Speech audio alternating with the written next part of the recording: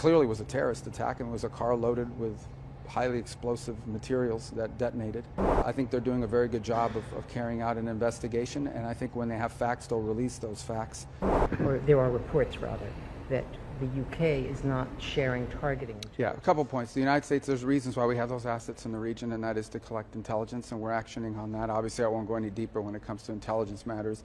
I did see a CNN report yesterday. I'm not going to go into great detail than to say that it's a false story. It's a fake story.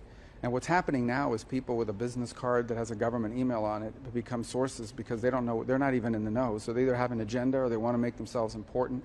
And it's been a plague of story after story that's either inaccurate or misleading. And that falls in the category of both, that story does. Is it your assessment that Russia does not really want peace?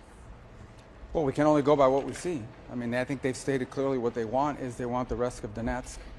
And obviously the Ukrainians aren't going to agree to that. So what we see now is they continue long-range strikes into Ukraine, obviously to degrade their electrical grid and try to demoralize the country or what have you. And they've made some gains in Donetsk, and they're losing 7,000 soldiers a week, 7,000 dead soldiers a week from Russia's side.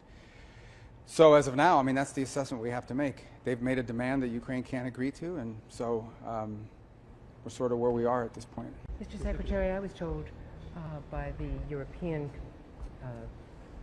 representative on foreign policy, Kaya Kallas, that it was discussed, the Venezuela military operations were discussed. Not with me.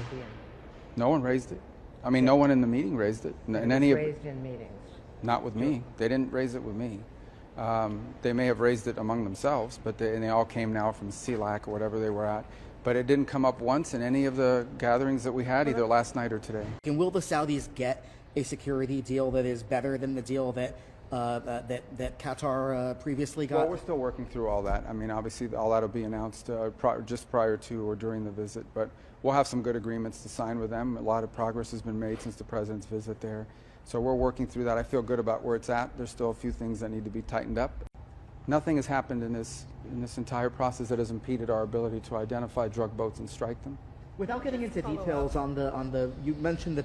Without getting into details, you'd like details. Okay, go ahead. You mentioned the story the other day is fake news. It's fake news. So. Has there been no change then in UK sharing of intelligence? We have very strong partnerships with the UK and other countries. Again, nothing has changed or happened that has impeded in any way our ability to do what we're doing, nor are we asking anyone to help us with what we're doing in any realm, and that includes military. It clearly was a terrorist attack, and it was a car loaded with highly explosive materials that detonated and killed a lot of people. But I think they're doing a very good job of carrying out an investigation, and I think when they have facts, they'll release those facts. So, but clearly, I mean, we're aware of the potential that it has, and so we spoke about that a little bit today, the potential that it has to become something broader. But I think we're going to await to see what their investigation reveals. We've offered to help, but I think they're very capable in these investigations. They don't need our help, and they're doing a good job. But yes, look, certainly there's some concern about events in the West Bank spilling over and creating an effect that could undermine what we're doing in Gaza. We don't expect it to. We'll do everything we can to make sure it doesn't happen. All right, let's get out of here before they...